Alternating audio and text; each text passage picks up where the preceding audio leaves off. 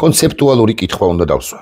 ჩვენ კლავაც გვინდა ნატო, როგორც სამხედრო პოლიტიკური ალიანსი, რომელიც ქოლგა იქნება ჩვენთვის, თუ არ გვინდა. არა, საქართველოს დე-ფაქტო ხელისუფლებას რომ არ უნდა და როგორღაც რომ უნდა მოიფიქროს წინადადება, უნდა ჩამოაყალიბოს წინადადება, როგორ ამბობს უარს ჩრდილო-ატლანტიკურ ალიანსზე, ეს ყველამ ვიცით, მაგრამ ჩვენ გვინდა? უმრავლესობა თქვენგანი ამ კითხვას დადებითად უპასუხებს. ჩვენ გვინდა ნატო, იტყვის ბევრი თქვენგანი უმრავლესობა და ასეც არის უკლებლივ ყველა სოციოლოგიურ კვლევაში, ჯერაც საბედნიეროდ საქართველოს მოქალაქეების უმრავლესობას უნდა რომ ჩვენი ქვეყანა იყოს ჩრდილო-ატლანტიკური ალიანსის წევრი. თუმცა ამ ხელისუფლების და უფრო ზუსტი რომ ვიყო ამ ხელისუფლების პატრონების, მოსკოველი პატრონების ძალისხმევით და მეოხებით ჩვენში მიმდინარეობს საოცარი ანტიდასავლური კამპანია, ტვინთა რეცხვა და სულ უფრო მცირდება დასავლეთის ზოგადად და კონკრეტულად ნატოს და ევროკავშირის მომხრეთა რაოდენობა რაოდენ სამწუხაროც არ უნდა იყოს, მიუხედავად ამისა, მიუხედავად ამ ნიაღვარისა დეზინფორმაციისა რუსეთიდან, რომელიც მოდის და ქართულგვარიანი რუსები, რომელსაც შეასრულებენ, ჩვენთან ჯერაც საკმაოდ მაღალია, ძალიან მაღალია, მეთქი ასეც ვიტყოდი, მაგრამ მოდი მოგრძალებულები ვიყოთ, საკმაოდ მაღალია საქართველოს დასავლეთში ინტეგრაციის, ნატოსსა და ევროკავშირში ინტეგრაციის მომხრეთა რაოდენობა. სხვა თუ არაფერი, ჩვენ კონსტიტუციაში გვიწერია, რომ ჩვენ უნდა ვიყოთ დასავლური სივრცის ევროკავშირისა და ნატოს წევრები. და სხვა თუ არაფერი 2008 წლის იანვრის თვეში ჩატარდა ჩვენთან რეფერენდუმი და 77%-მა იმ მოქალაქეებისა, ვინც მიიღო მონაწილეობა ამ რეფერენდუმში, თქვა რომ ჩვენ უნდა გავხდეთ ნატოს წევრი. ეს არის ფუნდამენტისზე უფრო სერიოზული ფუნდამენტის, საძირკველზე უფრო სერიოზული საძირკველი. სწორედ ეს ჩანაწერი უშლის ნერვებს ამ ქოცბანდას და ამ ჩანაწერს ვერ უხერხებენ ვერაფერს. ეს ჩანაწერი რომ არ არსებობდეს, გარწმუნებთ, ეს ჩანაწერი კი არა რეფერენდუმის ეს შედეგი რომ არ არსებობდეს, გარწმუნებთ რომ ქართული ქოცბანდა ძალიან იოლად, ან შედარებით იოლად მოიფიქრებდა წინადადებას, რის საფუძველზე უნდა ვთქვათ ჩვენ უარი ჩრდილო-ატლანტიკურ ალიანსზე. რეფერენდუმი კი ესეთი მყარი არგუმენტია ნატოს მომხრეებისათვის. როგორ დაიწყო ნატოსთან ურთიერთობა, ვინმე იკითხავს, მე გაგახსენებთ. ჯერ კიდევ 80-იანი წლების მიწურულს დისიდენტმა ირაკლი წერეთელმა, რომელიც 80-იანი წლების დასაწყისში იყო დაჭერილი, ერთ-ერთ აქციაზე თქვა, რომ საქართველოს დამოუკიდებელი რომ გახდება, გაუმარჯოს საქართველოს დამოუკიდებლობას და მე მიაყოლა, რომ საქართველოს ჩრდილო-ატლანტიკური ალიანსის წევრიც, ანუ ნატოს წევრიც უნდა გახდეს, იმ ხანად ბევრმა ჩვენგანმა არ იცოდა სიღრმისეულად, ახლაც არ ვიცით შესაძლოა, მაგრამ უფრო ზედაპირულად ვიცოდით. მაშინ რა იყო ეს ჩრდილო-ატლანტიკური ალიანსი, ანუ ნატო. მეხუთე მუხლის თაობაზე ასე მაგალითად წარმოდგენა არ ქონდა. ვაშინგტონის დეკლარაციის თაობაზე ალბათ 1-5 ადამიანმა თუ იცოდა ქვეყნის მასშტაბით და იმ მიტინგზე ვინც იყო 3 ლიდერებიდანაც მათ შორის. არა, ვინმეს კი არ ვაკნინებ, ან ვინმეს ცოდნას კი არ ვამცრობ, რასაკვირველი არა. უბრალოდ ჩვენ ვიცოდით, რომ ჩრდილო-ატლანტიკური ალიანსი იყო ვარშავის პაქტით გაწევრიანებული ქვეყნები რო იყვნენ, ვარშავის პაქტში მოხვედრილი ქვეყნები რო იყვნენ, სოცბანაკის ქვეყნები და პლუს საბჭოთა კავშირი, მათი ამ პაქტის, ამ ხელშეკრულებაში გაერთიანებული ქვეყნების მოწინააღმდეგე მძლავრი ორგანიზაცია, რომლის ლიდერიც რასაკვირველია, მაშინაც იყო და ახლაც არის შეერთებული შტატები. ამბობენ რომ მერაბ კოსტავასაც აქვს ნათქვამი 2-3 სიტყვა ნატოზეო, ანუ მასაც ის პოზიცია აქვს დაფიქსირებული, ირაკლი წერეთელმა დააფიქსირა, მე დოკუმენტური ჩანაწერი ამის თაობაზე ვერ ვნახე, გულახდილად გეტყვით, თუმცა არ გამოვრიცხავ, მერაბ კოსტავას ჰქონდა ესეთი ფართო თვალსაწინააღმდეგე და აბსოლუტურად სწორი ზუსტი მესიჯები და არ გამოვრიცხავ კი არა, დარწმუნებულიც ვარ, რომ ასე იტყო და თვით დიდი მერაბ კოსტავა ყველაზე დიდი დისიდენტი ჩემი ღრმარწმენით საქართველოს ყოველ შემთხვევაში დისიდენტებს შორის და არა მხოლოდ საქართველოს დისიდენტებს შორის. ეროვნული გმირის თაობაზე სულ უნდა გავახსენოთ ხოლმე ახალგაზრდებს. შევარდნაძე ცუდი კაცი იყო.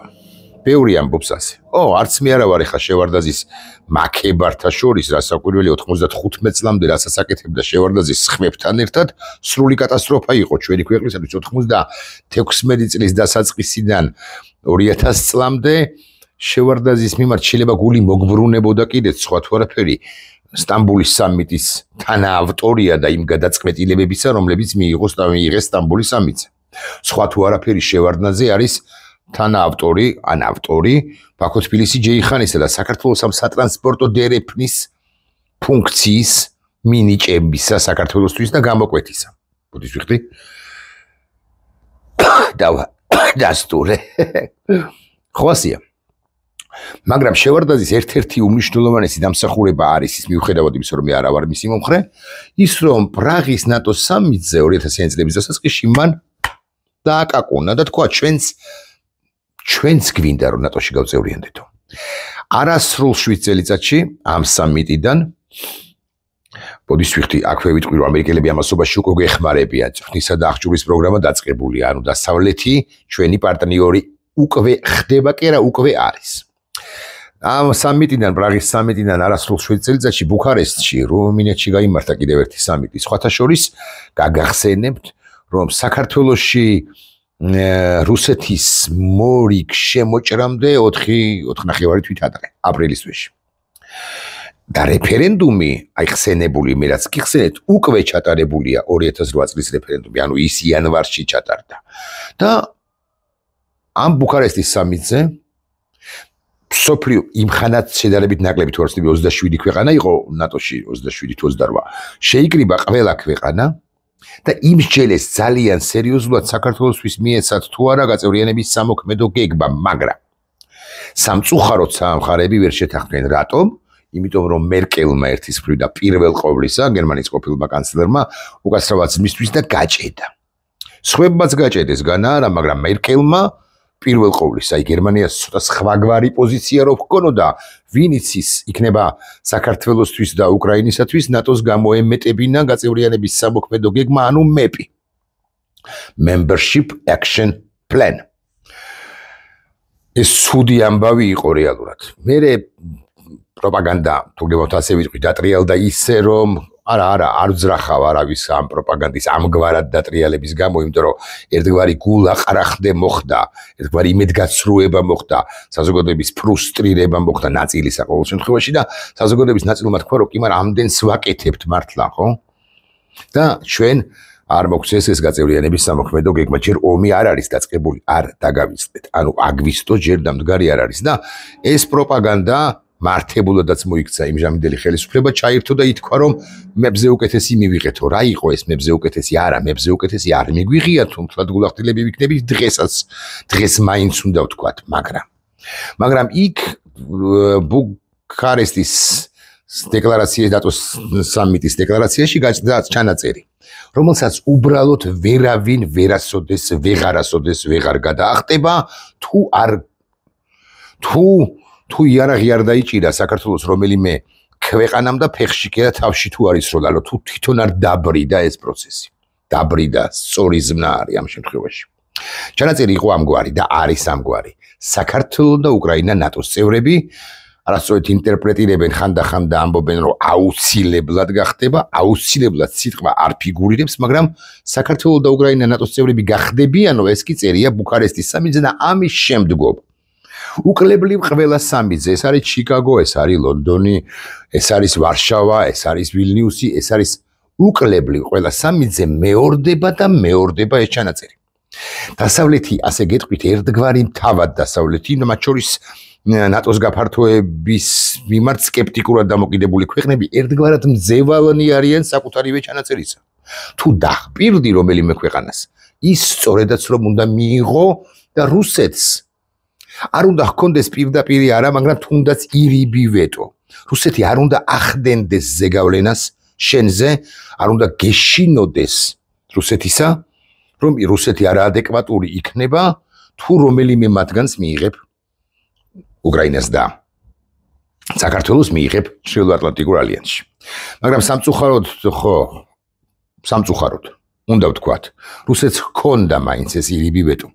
ეს უნდა ამოვთქვათ, იმიტომ რომ დამფრთხალი იყო ევროპის ცალკეული ამდენიმე სახელმწიფო და ეგონათ ასეთი ინფორმაცია ჰქონდათ, ასეთი ანალიზს აკეთებდნენ, რომ რუსეთი არაადეკვატური იქნებოდა და იქნებოდა. გამოხდა ხანი.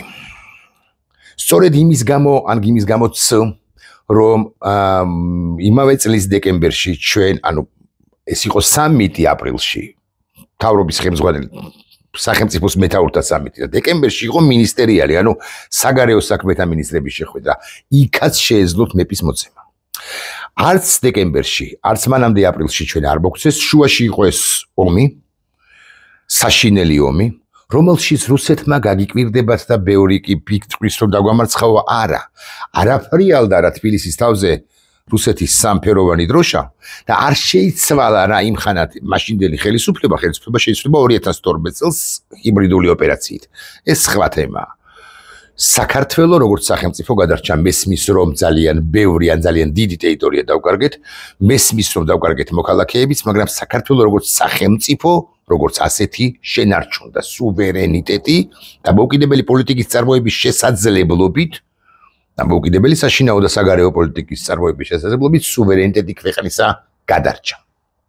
ბევრი ძრახავს მიხეილ სააკაშვილს ეს მილიონიანი მარში, პროცესუად ჯაჭვი, რატომ გააკეთე, რატომაც არა.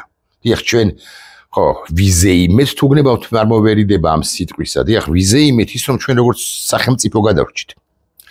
დეკემბერში გაიმართა იცით თქვენ და გითხარით რომ ეს სამიტი და ამის შემდგომ ყველა სამიზი მათ შორის ამ უკვე ახალი აღარ არის, მოკლედ ბიზინა ივანიშვილის ოცნების პირობებში იმართებოდა და უელსის სამიტი კარდიფში შესანიშნავი შედეგებით. ჩვენთვის შესანიშნავი შედეგებით. მე უნდა მადლობა გადაუხადო პრაქტიკულად ყველა ელჩს განსაკუთრებით დასაწყისში ვინც იყო ქართული ოცნების ხელისუფლების პირობებში. ვინ იყო? ლევანი იყო დოლიძე. მასე უნდა თქვა, იმიტომ რომ მან ძალიან დიდი სამუშაო გასწია. მანამდე გეგამ გალობლიშვილს უნდა გადაუხადოთ უზარმაზარი მადლობა და სხვებსაც, ალბათ სხვებსაც, განა არა. მაგრამ ამის შემდეგ, უელსის სამიტის შემდეგ, ვარშავის სამიტის შემდეგ, ასე ვიტყვით უგნებავთ, ეს არის 2015 წელი და არ მეშლება, იმიტომ რომ ვარშავის სამიტზე უკვე თინა ხიდაშელია თავდაცვის მინისტრი და შავი ზღვა გამოცხადდა ნატოს ზღვა და საქართველოს დაიწყო ფიქრი იმაზე, საქართველოს როგორი როლი, ფუნქცია უნდა ჰქონოდა ამ უსავი ზღვის უსაფრთხოების კონტექსტში. ამის შემდეგ წავიდა ჩვენი საქმე ძალიან უარესობისკენ და დღევანდელობამდე მოვალ, განა არა. ხელისუფლება ასხივებდა იმას პანდა, დღეს რო ბანდა და მაშინ რო კანონიერი ხელისუფლება იყო, ქართული ოცნება როგორ აღარ უნდოდა, ან როგორ არ უნდოდა ჩრდილო-ატლანტიკურ ალიანსში ქვეყნის გაწევრიანება. ბიზნეს აძაგძაგებდა ნატოს და აძაგძაგებს ნატოს ხსენებაზე. და გვიცავენ, არ გვიცავენ იმერული კილო კავი ან ბიზნეს კი არ ბაძავ ახლა. მაგრამ ბიზნეს ხო როგორც სავოქს, როგორც გაჭედილს ჰგონია, დღესაც ჰგონია, სხვათა შორის მიუხედავად იმისა, რომ რუსეთმა ვერ დაამარცხა ეს უკრაინა, დღესაც ჰგონია, რომ რუსეთი არის უძლეველი ქვეყანა. რომელსაც ვერავინ ვერაფერს ვერ უხერხებს. ხოლო ეს დასავლეთი არის იმპოტენტი, კასტრატი, ცუდი, ნელი. დემოკრატია, რომელიც ხანდახან უარყოფითად მოქმედებს გადაწყვეტილებათა მოქმედების მიღების სისწრაფეზე, ცუდია. მას ურჩევნია რომ იყოს ბელარუსი, აზერბაიჯანი, რუსეთი ხო ურჩევნია და ურჩევნია ჩაკეტილი ქვეყანა, რომელშიც ესე იტყვის რაღაცას და შესრულდება და დამთავრდა აქ ვიღაცები არ უნდა ხტებოდნენ. მოკლედ ბიზნეს ნატოზე აძაგძაგებს მეთქი, ამას ნატოზე აძაგძაგებს მეთქი, ამას ვამბობ. დაგვიცავენ, რატო არ გვიცავენ? ტერიტორიულ მთლიანობას არ გვიდგენენ და რაღაცა არ გვიდგენენ აქედან გამომდინარე და აღარ გვიდგენ ნატო. 16 წლიდან უარესობისკენ წავიდა საქმე. არა, 16 წლიდანაც მივიღეთ ჩვენ მონაწილეობა ნატოს სამიტებზე, განა არა და უკლებლივ ყველა სამიტზე მეორდებოდა ეს ჩანაწერი საქართველო გახდება ჩრდილო-ატლანტიკური ალიანსის წევრი. საქართველო გახდება ჩრდილო-ატლანტიკური ალიანსის წევრი. როდისღაო? ვინმე იკითხავს. არ ვიცით. აი ახლა პირდაპირ გეტყვით, არ ვიცით. მაგრამ თავად ეს ჩანაწერი რომ არსებობს, კვლავ გავიმეორებ, ეს არის ვალდებულება ჩრდილო-ატლანტიკური ალიანსისა, რომ არა ხვალ, არა ზეგ, არა მასეგ, მაგრამ ფიგურალურად ორ კვირაში მიიღონ, არ გაწყობთ, არ გვინდა რომ თუნდაც ორ კვირაში ფიგურალურად, ანუ 17 წელიწადში დღეიდან იყოს საქართველოს ამ ცივილიზებული სამყაროს ნაწილი და უსაფრთხოების ქოლგა იყოს გადაფარებული საქართველოზე, არ გვინდა? არა, ჩემი მოსაზრებით ეს გაცილებით ადრე მოხდება იმ ვითარებიდან გამომდინარე, რომელიც ახლა არის შექმნილი რუსეთსა და უკრაინას შორის. რუსეთი ტოტალურად მარცხდება. არა იმიტომ რომ 5, 7, 12 სოფელი არა აიღო, მაგრამ იცით რომ დღის განმავლობაში თუ თვის განმავლობაში რუსეთი მიიწევს არა დღის მთელი ფრონტი წარმოიდგინეთ სულ რაღაც 50 მეტრით მიიწევს წინ 50 მეტრი აქედან და ჩემგან ხელმარჯვნივ დანკინ დონაცია 78 ნაბიჯია თუ 82 დაახლოებით 50 მეტრით მოგდებათ ასე ვიტყვი მთელ პერიმეტრზე რუსეთი მიიწევს 50 იქ 3 მეტრით იქ 4 მეტრით ეს ჯამში 7 იქ 13 მეტრით პირობითად რაღაც დონბასში და სადღაც 30 მეტრით და გამოვიდა 50 ჯამში. რუსეთი ტოტალურად მარცხდება, იმიტომ რომ მიუხედავად იმისა, რომ ნავთობის ფასმა აიწია, ახლა ის დასტაბილურდება და რუსეთის ეკონომიკა ჩამოიშლება. მიუხედავად იმისა, რომ გარკვეული წარმატებები აქვს რუსეთი მოინგრევა, იმიტომ რომ ეკონომიკა ეშლება. ჩრდილოეთი ფლოტი იქნება დაყადაღებული, როგორღაც deep state-ი დაუმტკიცებს ტრამპს. დიახ, deep state-ი მისასალმებელი deep state-ი დაუმტკიცებს ტრამპს, რომ რუსეთის მოხრჩობა აუცილებელი. მერე ვიკითხოთ რა მოხდება რუსეთში გაუთავებული სამოქალაქო დაპირისპირებები ან ომები რო იქნება გარკვეული ალბათობით, თუმცა შესაძლოა არც. და იმედია არც. ხაშვის ეკონომიკურ ნიადაგზე, იმიტომ რომ ჩუვაშეთი იტყვის, რომ ტატარსტანი იტყვის, რომ მოსკოვს აღარ ამოუყვება, ეხლა ამოუყორავ ახლა. ამოუყორავ მუცელსო ეს ცალკე თემაა და სხვა თემაა და ბევრი ლაპარაკობს ამას მათ შორის დასავლურ მედიაშიც. რუსეთი ტოტალურად მარცხდება და 17 წელიწადში კი არა, ჩვენ გაცილებით მალე მიგვიღებენ ნატოში. აი, ფინეთს მაგალითად 2008 წელს ნეიტრალური სახელმწიფო იყო, სულაც არ დახპირებიან იმას, რომ ფინეთი გახდებოდა ჩრდილოატლანტიკური ალიანსის წევრი, მას უდრტვინველად მაცხოვრებელ არსებულ ქვეყანას არც აინტერესებდა ძლიერი სახელმწიფოა. ძლიერი შეიარაღებული ძალებითაც მათ შორის იყო და ეხლა ხო არის და არის. მაგრამ არც აინტერესებდა არც ფინეთს და არც შვედეთს ალიანსის წევრობა. უცებ მიიღეს გადაწყვეტილება და ყოველგვარი მაპის მიცემის გარეშე თქვენს რო თქვენ იმსახურებთ, რა თქმა უნდა, მობრძანთით და მიიღეს ერთი ქვეყანაც და მეორეც იქ ორმა ქვეყანამ გაჭედა მიღებასთან დაკავშირებით უნგრეთმა და თურქეთმა, მაგრამ ერთმაც და მეორემაც საბოლოო ჯამში ითამაშა ის თამაში, როგორიც უნდა ეთამაშა. სუსტად ასევე მიიღებენ საქართველოს საჭირო მომენტში. მაგრამ ახლა დავსვავ ისევ კითხვას. საქართველოს ხელისუფლებად წოდებულ ბანდას რომ არ უნდა, ჩვენ გვინდა ნატო?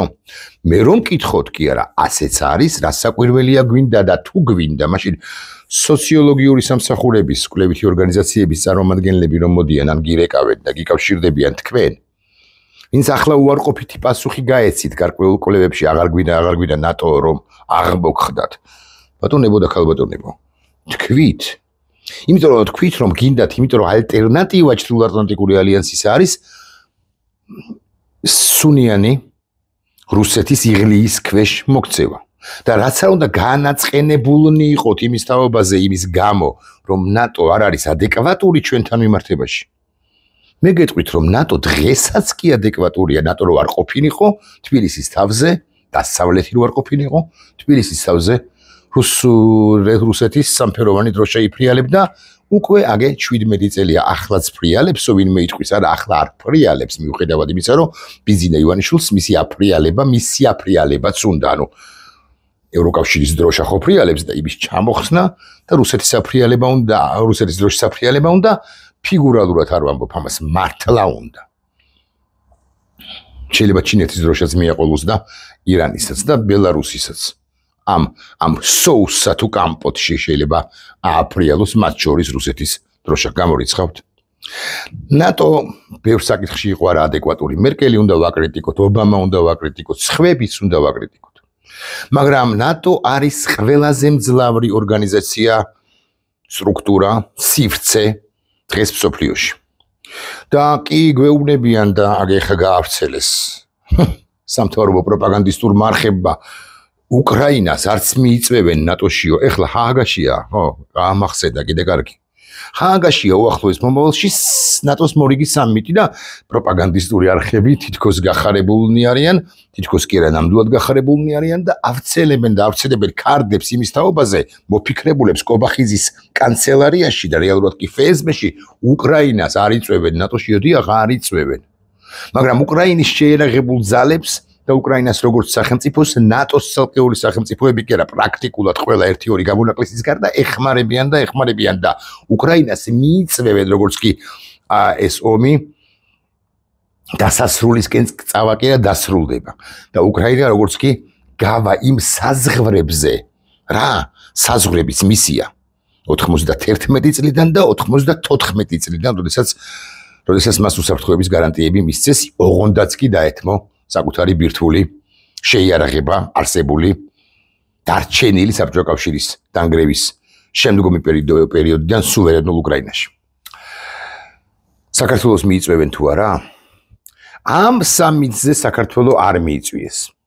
ანუ ქვეყანა რომელსაც ეუბნებოდნენ და ეუბნებიან თუ გნებავთ ასე ვიტყვი რომ შენ შეხვალ ნატოში საქართველო არ მიიწვიეს ახლა იმიტომ რომ მიხვდნენ და დაინახეს და სამუდამოდ ბოლოდ აღმოაჩინეს რომ ქართული ან რუსული ოცნება სულაც არ მიდის ქართულ ან რუსულ ოცნება სულაც არ მიხავს საქართველოს სრულარლატიკული ალიანსისაკენ და უბედურებაა რომ არ მიიწვიეს ასპირანტი ქვეყანა რომელიც წინ წაწეული იყო ჩვენ ვერავინ ვერ დაგვიცავს თუ არ ვიქნებით მძლავრი სამხედრო პოლიტიკური ალიანსის შემადგენლობაში ვერ დაგვიცავს მათ შორის იმიტომ და არა მხოლოდ რუსეთისაგან აქ რუსეთი გასაგებია რომ პირდაპირ აგრესორია მაგრამ ჰიბრიდული აგრესიები სულაც არ არის გამორიცხული არადემოკრატიული ბოროტების ღერძის სახელმწიფოებისაგან ირანისაგან თუ აიათოლების რეჟიმი გადარჩა გაგიკვირდებათ და ჩრდილოეთ კორეისაგანაც კი რუსეთზე აღარც ლაპარაკობ და ჩინეთიდან.